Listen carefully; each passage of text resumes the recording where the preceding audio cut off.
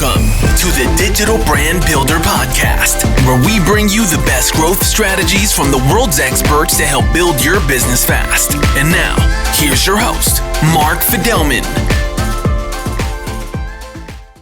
Today joining me is Scott Aaron, who is a coach and mentor. I brought Scott onto the show to discuss LinkedIn strategies for maintaining and even growing your business during a pandemic. And our focus is going to be on LinkedIn today, but I'm sure some other things will come up. Scott, welcome to the show. Can you tell us a little bit about yourself in 100, try to keep it around 100 words or less? Absolutely, Mark. And thank you again for the opportunity to be here today. So, born and raised in Philadelphia, Pennsylvania, and now live in southern New Jersey in Marlton, about 50 miles west of the Jersey Shore near Atlantic City.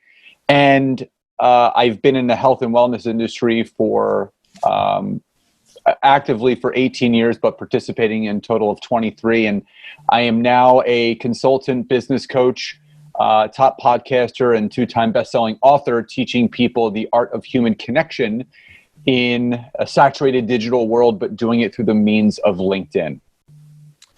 Wonderful. Great summary. A little more than 100 words, but perfectly fine. You're very succinct. All right. Thank you. No laughing matter, actually. And what I want to start off with is, could you summarize for us what your clients are saying? And by the way, if you're listening to this in the future, the date today is April 9th, and I don't think Scott or I know what's going to happen here. So, there's a lot of fear, uncertainty, certainly some doubt. And I'm curious what your clients are telling you, Scott, right now. Well, it's as we're listening to this, I'm actually having one of the most profitable weeks of this year. And it's the farmer versus hunter mentality.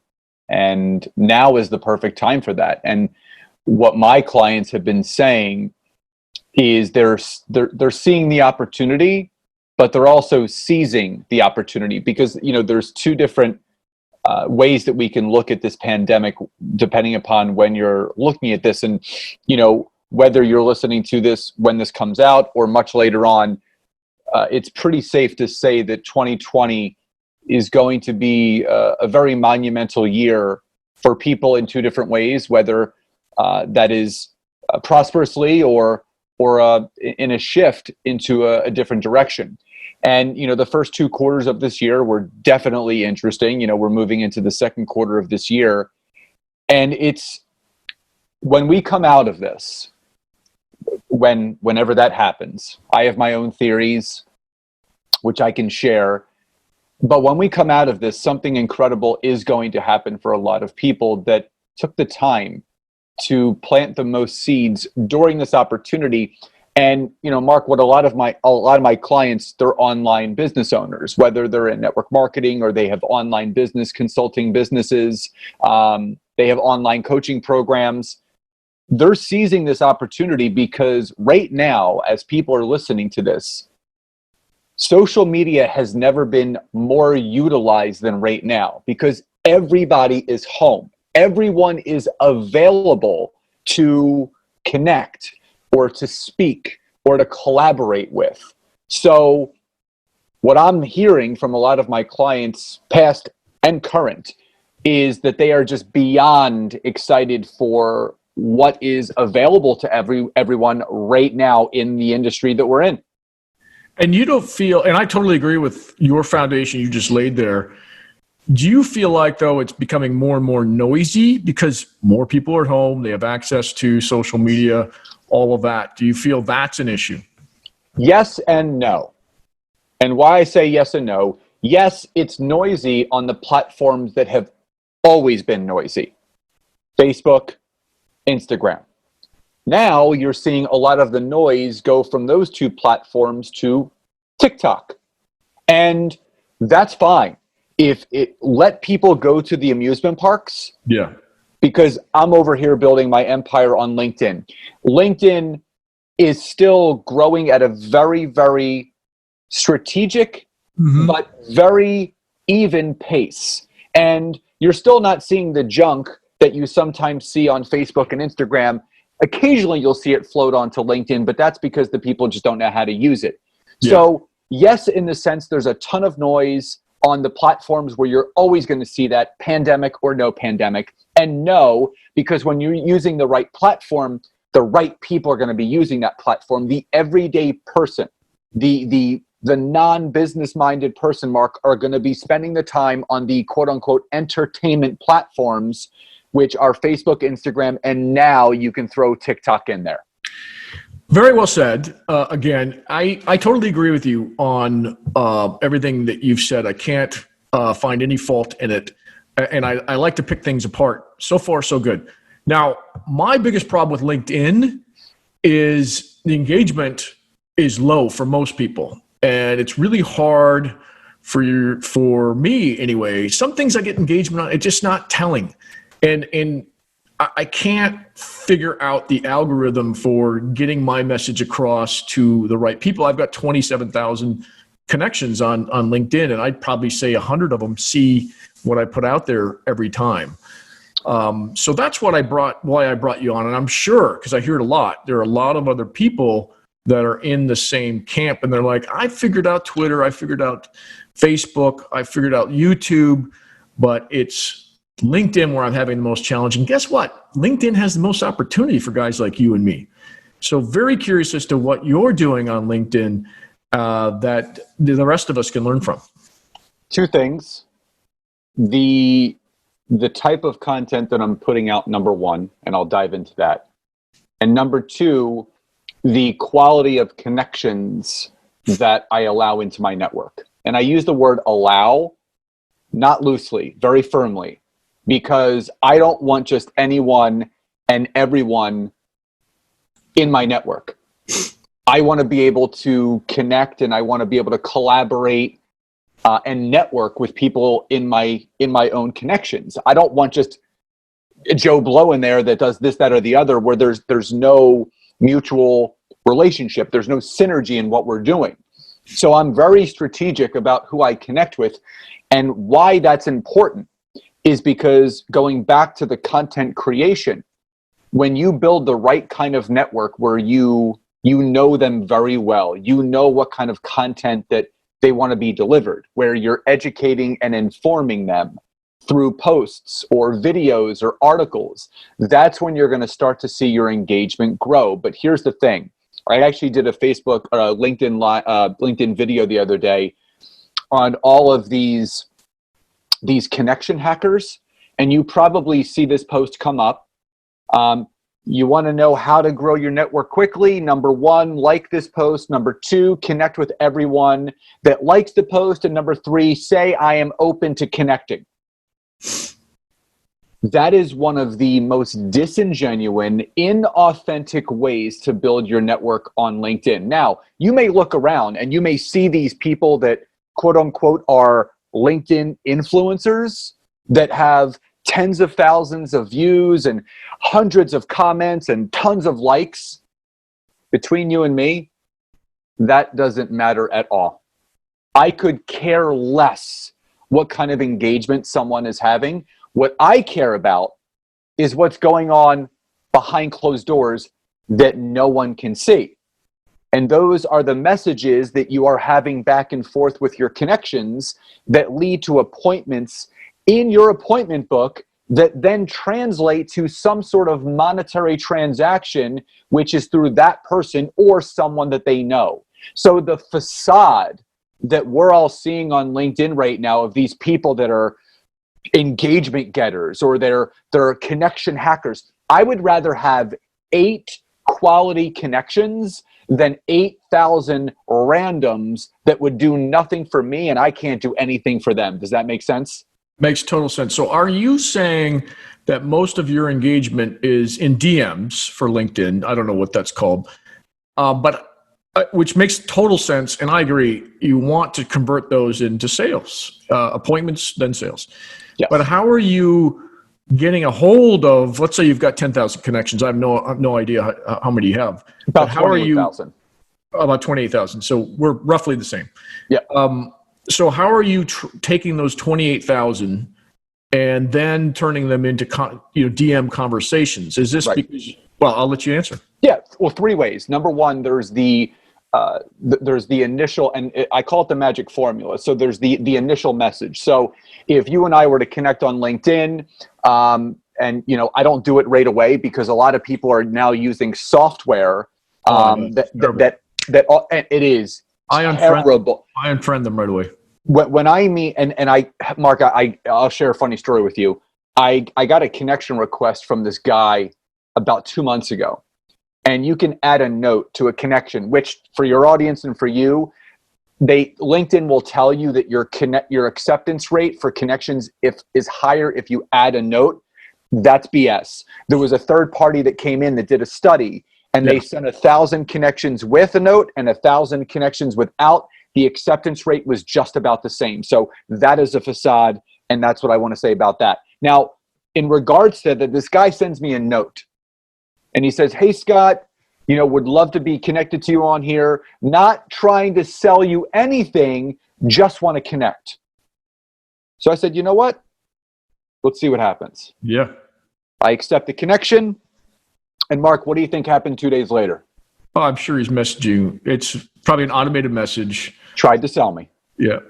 And it was this 16 paragraph long drunkalog, book a call here, watch this video, here's a link, here's what I can do for you. Listen, you don't know what you can do for me because you haven't gotten on the phone to hear my needs and wants for my business. Well, why do you think they keep doing it then, Scott? It must be working. Who would? It's not working. So right now, people are looking to take shortcuts. Instead of shortening the learning curve, they're taking shortcuts. They think, well, you know what? If I can get this automated and I can just sit back, a couple people will fall through the cracks. Right. They are forgetting that the number one business builder, the number one tool that every business requires to have in order to succeed is human connection. If you remove the human connection aspect of what you're doing, you are going to fall flat on your face, if not now, later on down the road. I don't care what kind of response you're getting. Real business-minded people like you and I, we see right through that crap. We see that message. We know what level of intelligence we uphold ourselves and what we expect when someone does want to connect with us.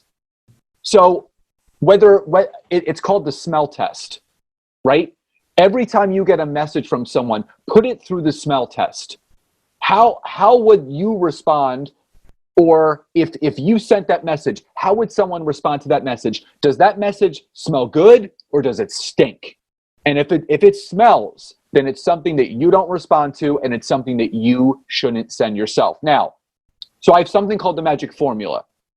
So when you connect with someone that's a good fit for you, you don't do it right away. You do this a couple days later, and it's 3 steps. Number 1, you mention the person's name. Hey, Mark, great to be connected to you.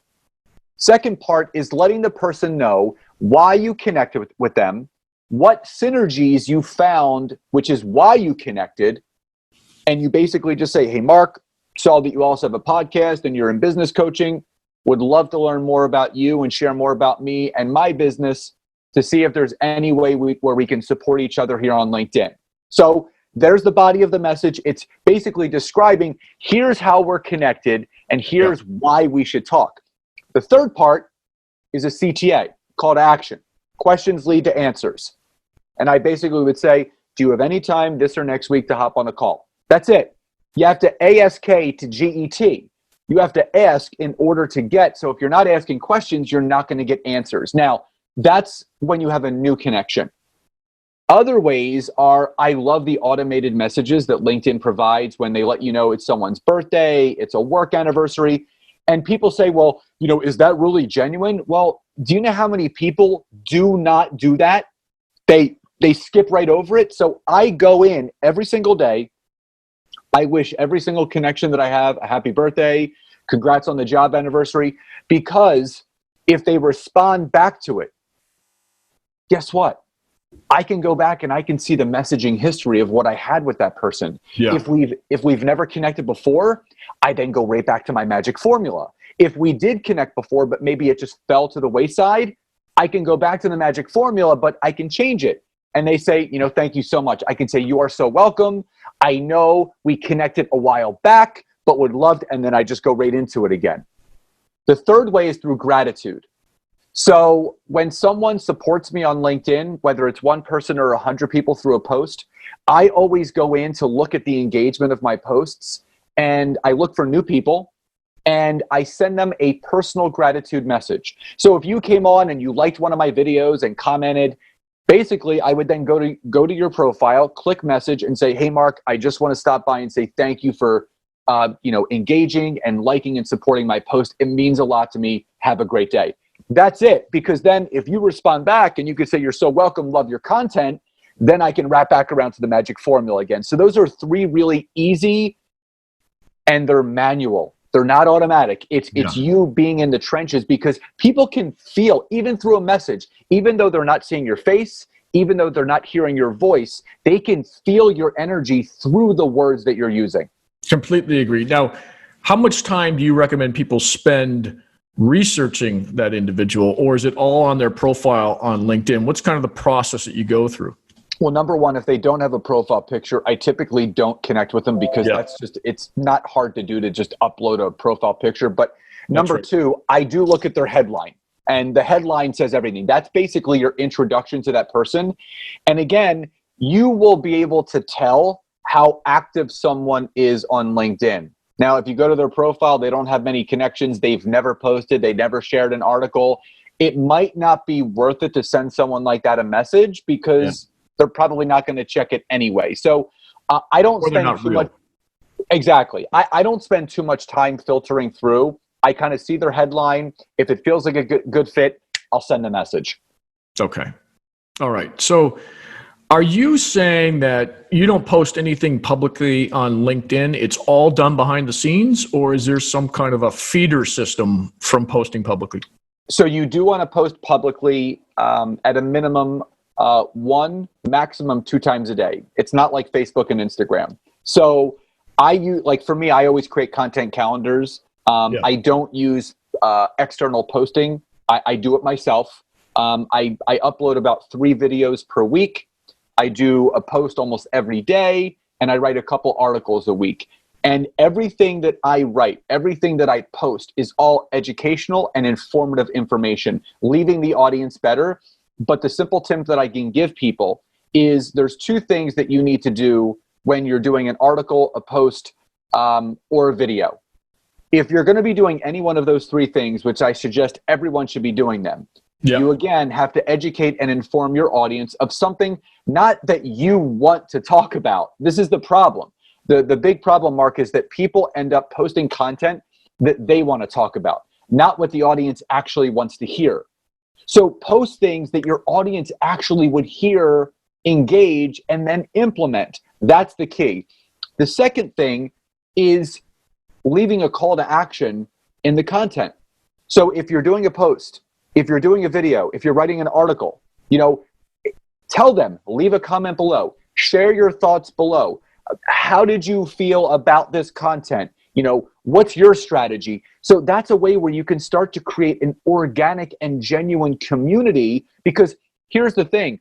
You have they have something called engagement pods now on LinkedIn. Yeah. Where people will invite you to this private group where you all have to like and comment on each other's stuff.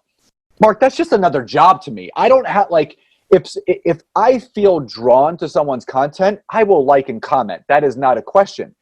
I would much rather not have an engagement pod. I post something and people organically comment. I did a video yesterday. It's still getting engagement today.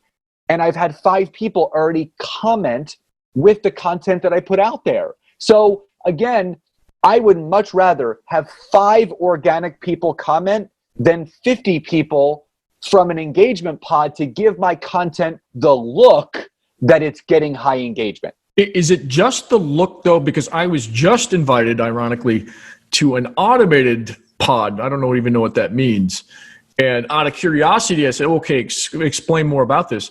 But do you know if the algorithms of LinkedIn will promote something with 50 comments to more of your followers than it will with 5. Do you know how that works? It's not so much that LinkedIn will promote it to it, but with any social media platform, the more engagement it gets, the more eyeballs will be drawn to it. But let me give you an example. Mm-hmm. So this started with Facebook about 6 or 7 years ago.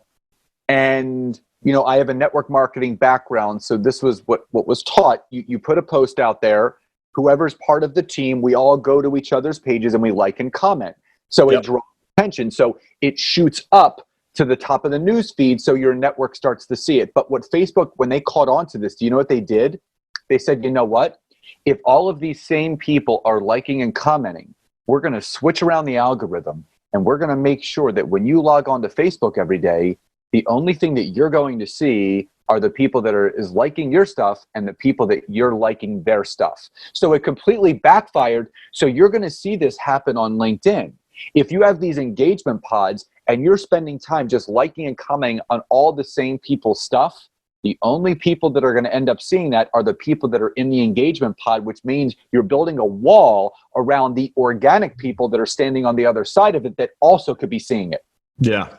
Yeah. I mean, well said. Kind of brings me to my point, though. Actually, I've got quite a few points. And, thank you so much for sharing this about LinkedIn. It makes total sense. It's real. It's human. You're actually putting your own effort and thought into it. It's not automated, which I can't stand those automated things. But yeah, should we be trusting these platforms at all? Shouldn't you be trying to move them offline or at least to an email list that you control? It just seems like, Facebook changed their algorithm, Instagram, all of these platforms can change it on a dime. And then your business goes away if you're relying on them. Well, just remember 2 things. Number one, the reason behind why these platforms were created. So if you go back to the history of why Facebook was created, it was created in a dorm room at Harvard University to scope out hot chicks that were on campus. Mm-hmm. And then it basically became like a college connector. And then it became a global connector. So it's still, that's all it is. It's a barbecue. Then the advent of Instagram was taking the idea of Facebook, but instead of a barbecue, it's going to be a reality TV show. So people can follow along and watch people's lives. Now, if you look at the history of LinkedIn, the original purpose of LinkedIn was to connect businesses with people that were in need of opportunity. People, job seekers, recruiters. Now, that all changed when Microsoft bought them out nearly 4 years ago. So you have a technology company that's also a cybersecurity company running this social platform that is now connecting business-minded people to network with each other. And there was a time where you could download a CSV file of your emails and contacts on LinkedIn. That has diminished. They obviously that you're not allowed to do that stuff anymore with email code. But Facebook and Instagram, it's so imperative to take things offline, like you spoke about. And it's most easiest to do on LinkedIn because these are business professionals that are used to talking on something called a phone, where if you send them, or a Zoom, and that's where you can start exchanging information. So if someone agrees to a call, say, great, what's your email? And I'll send you a calendar invite. Now, organically, you're getting contacts, you're getting contact information organically from the platform. So you can grow an email list, you can grow your contact list just by connecting and networking with people that are actually on a platform to connect and network. So people tend to overthink the process, and that's something just we as human beings do. We if something is too easy, we have to do something to make it a little bit more difficult. And that's why I love LinkedIn so much, because everyone says it's difficult, It's only difficult because you're not spending enough time on it, actually seeing how easy it is. And I can't tell you, Mark, how many people, after I take them through my course, they have said to me, this is too easy. And I said, exactly. Why should this be difficult? And if people were thinking that Facebook and Instagram are going to be great ways to build a business that is built around networking and connecting with others for business purposes, you're being misinformed. LinkedIn is where you want to spend your time to not only build your personal and business brand, but to build your credibility, but also to build that impact and income that you're really seeking. Couldn't agree more. I just didn't know how to do it, and you've taught me a lot, and I'm sure everyone listening will appreciate it. I've produced a lot of videos recently on LinkedIn just to test everything. Some of them do well, some of them, are ignored. So I'm kind of playing around with content. But what you said about directly connecting with people offline and your magic formula, I mean, that's I think is critical. And I like the fact that you're doing this personally. You're not relying on an automated system, because those things I just ignore. And actually, I unfriend people that do that. It's so not to cut you off, but it's so important to understand, Mark, that when we're our most valuable assets to our businesses. You're the most valuable. Without you, your business doesn't exist. Without me, my business doesn't exist. And there are absolutely some things that every online business owner, every coach like you and I, we should outsource. I am completely for that. I have about 8 or 10 people that work for me that do some of the outsourcing things that I do not want to do. Yeah. Transcribing podcasts, like you are not going to get me to do that. I would rather pay someone to do that because I love connecting. My time is spent here. And just to give you an example, even how you and I connected. We connected via an app called Matchmaker.fm, which was brilliantly created by one of my LinkedIn connections from the UK. And I've been on 32 podcasts in the past 3 weeks. And again, and I think you can attest to this. Number one, it's not hard to get on a podcast in today's day and age. Yeah. Number two, it's not hard to get guests for your podcast in this day and age. So I got a message yesterday from someone emailed me. This woman said, "Hi, my name is so-and-so, and I would like to introduce you to so-and-so who would like to be considered to be a guest on your podcast. Here's a verbal vomit about this person." So I replied back to her. I said, "I would absolutely consider it. Why don't you have him send me an email so I can get him on the phone so we can talk first?" Yeah. So all these people, and I'm not putting that down, but all these people that are paying someone to try to get them on podcast, you're probably not getting on as many as you could be, because you're removing the most important aspect and piece of that, which is you. I am more likely to talk to someone getting on my podcast if they personally emailed me myself instead of someone they paid to do it for them. Does that make sense? Yeah, makes perfect sense.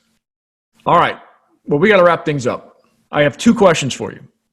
And these are questions I ask every guest. One, what is the hottest digital marketing technology that you're using now or want to use? And this is my future wife's jam. She loves the back end stuff. But I'll tell you my 2 favorites right now. Number one is repurpose.io. It's $20 a month. And what you can do is you can create these things called workflows, where you can connect your Facebook page, okay, you can connect your YouTube channel, you can connect your LinkedIn account and your podcast. So when I release a podcast, I can create a workflow that connects my podcast to YouTube. And what Repurpose.io will do is that it will gather that information, create a video, and post it to my YouTube channel for me. So it's a way to be omnipresent. And $20 a month. Now, no brainer. Another one is Otter.io. I love them.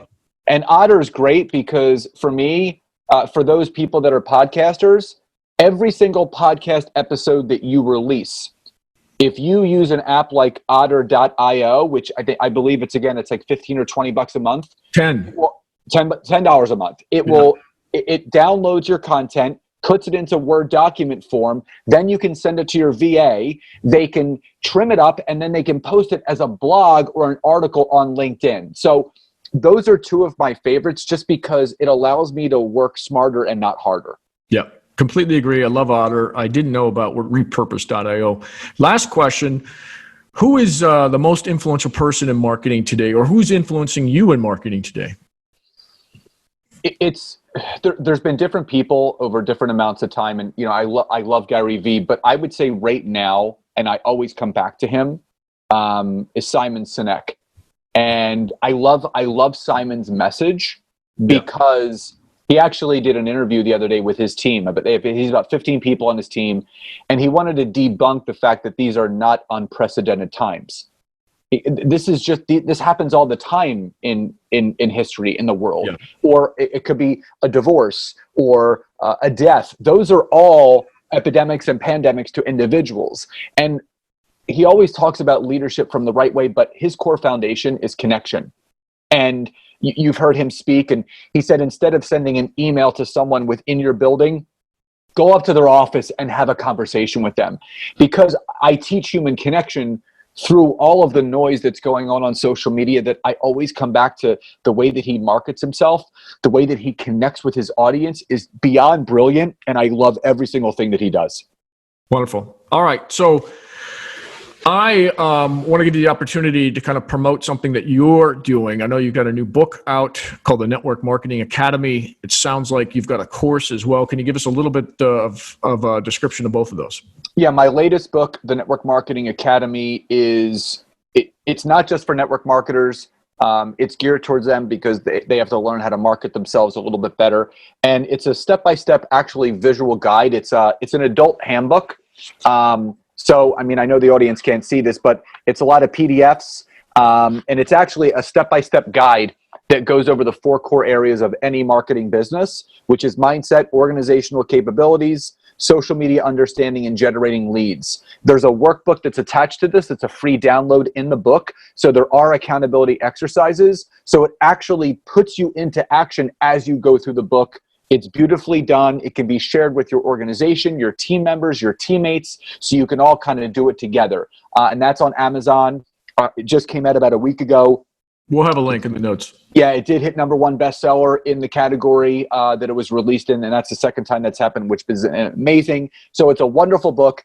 And then my course, I have one-on-one coaching, but people love my digital course. It's called the LinkedIn Lead Accelerator Program. And basically, it's 8 videos that walk people through visually, step by step, in under 2 hours, everything that they need to do by setting up their profile so you're using the right SEO, searching and connecting for your ideal people, messaging them, and you can download a script message that based along the magic formula, how to talk to people, and I go through the structure of the conversation, following up and closing that sale, and then using it as a social media platform, so doing posts, videos, articles, and even joining groups. And my system is so easy to follow that if you can block off 20 minutes a day, you will start getting traction within a few days. It's really that simple. So I tried to make this very easy, very descriptive, very visual, and obviously very simple to follow. And those are the main 2 things that people love that I'm doing right now. Excellent. Well, thanks again. I can't say enough about how much I've learned, and I know everybody else is going to have learned something from you about LinkedIn. Check out his book, check out his course.